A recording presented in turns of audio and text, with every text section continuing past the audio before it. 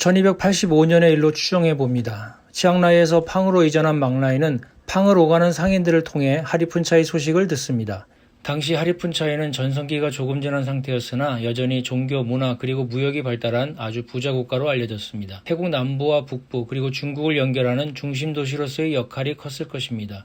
즉 람푼의 쿠안강이 치앙마이 삥강과 연결되는데 이 루트를 통해 다시 중부의 짜오프라야강과 만나 아유타야와 연결이 되고 북으로는 태국 북부의 삥강, 팡강, 꼭강 그리고 메콩으로 이어지며 중국과도 연결이 됩니다. 태국 남북부와 중국까지 연결하는 일종의 교통로, 교통 중심지 역할을 하는 위치였던 것입니다. 망라이가 눈독을 들인 이유도 여기에 있었을 것으로 생각됩니다. 따라서 나중에 하리푼차이를 먹고 치앙마이를 건설하여 치앙마이가 그 역할을 대신하며 무역 중심 도시가 됩니다. 짜마테이 왕에 따르면 하리푼차이는 661년 라오에서 온 짜마테이 여왕을 시작으로 마지막 파야 이바에 이르기까지 50명의 왕이 631년간 이어져온 국가였습니다.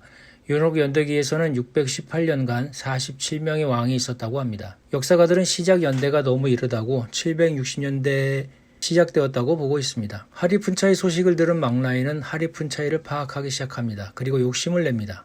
팡도 좋지만 여기에 만족할 수는 없다. 나라가 크고 강해지려면 위치 선정을 잘해야 하는 법. 저 하리푼차의 위치가 너무나 절묘하구나. 저곳을 먹어야겠다. 그냥 확 쳐들어갈까? 하지만 부하들은 만류합니다. 하리푼차이가 부유한 만큼 그 힘 또한 결코 만만치 않습니다.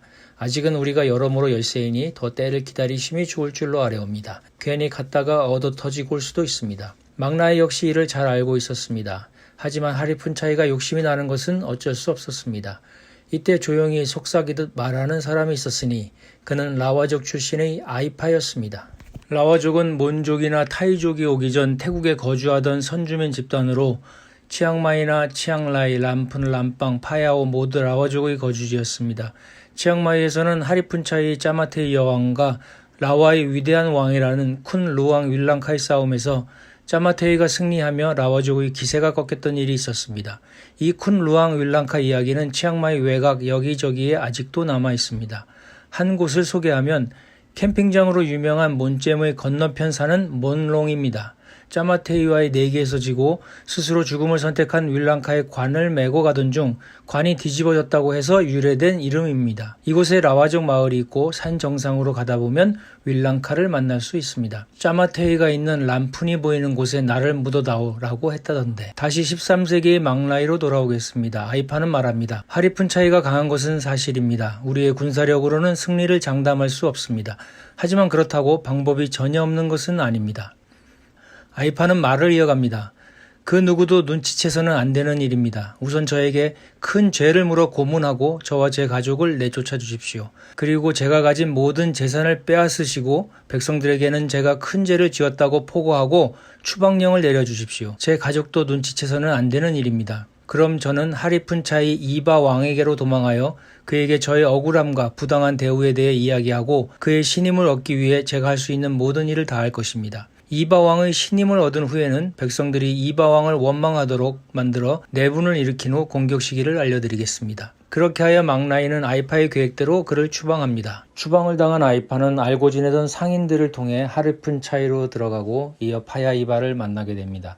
파야이바도 북쪽에서 새롭게 떠오르고 있는 망라이의 소식은 듣고 있었을 것이라 생각됩니다. 결국 이바에게 접근에 성공한 아이파는 이바의 신임을 얻으려 노력합니다. 상인이 소개해 주었다고 쉽게 이바를 만날 수 있었을까요? 그것은 아이파가 란나에서 망라이에 접근할 수 있는 고위직, 그것도 세금을 징수, 관리하고 관련 법률 문제를 다루는 위치에 있던 인물이었기에 이바의 관심을 사게 되었을 것이고 또한 아이파를 소개해 준 상인도 보통 상인은 아니었을 것으로 생각됩니다. 아이파를 만난 파야 이바는 자초지종을 듣고 아이파에게 묻습니다. 그런 일이 있었구나. 그래, 잘 왔다. 그곳에서 내가 주로 맡았던 일은 무엇이냐? 나라의 모든 세금을 징수하고 관리하였습니다. 그래, 그렇다면 여기서도 같은 일을 해보거라. 이바의 환심을 사는 것이 첫 번째 목표였으므로 아이파는 백성들의 불만이 없도록 정당하고 적정한 세금을 걷고 공평하게 일을 처리합니다. 얼마 안 되어 세금 담당자 아이파와 이바를 칭송하는 소리가 퍼집니다. 그는 한동안 그 상태를 유지하다가 드디어 본격적인 작업에 들어갑니다. 이바 왕이시여,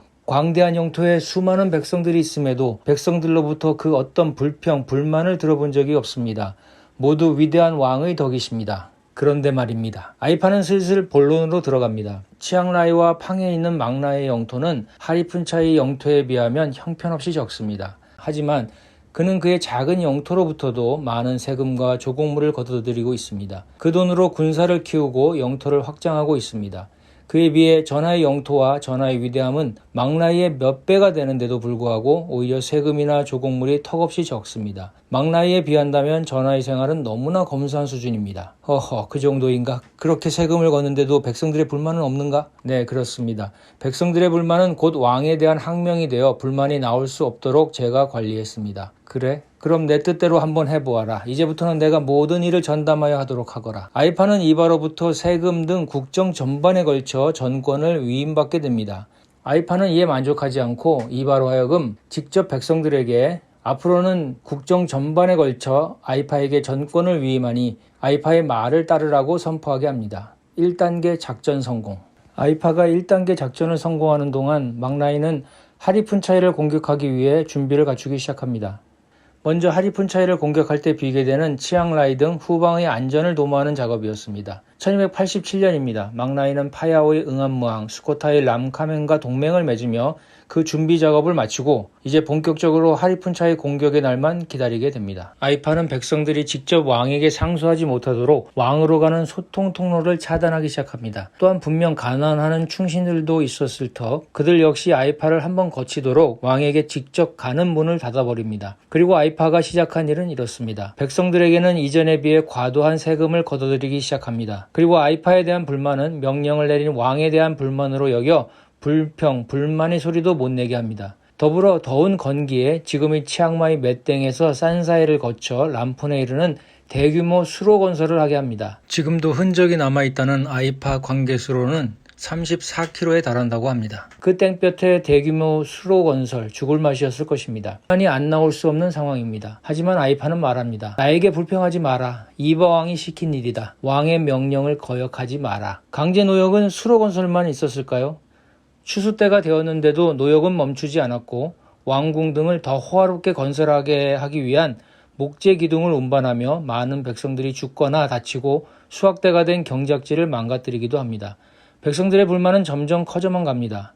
이바왕은 이전의 왕과 달리 전통을 중시하지도 않고 백성을 귀히 여기지도 않네. 망라이 왕은 안 그렇다던데. 이래 주구나 저래 주구나 죽는 건 마찬가지. 차라리 망라이가 우리 왕이 되었으면 좋겠다. 이러한 시장의 소문을 들은 아이파는 결정의 순간이 왔음을 느낍니다. 드디어 때가 왔군.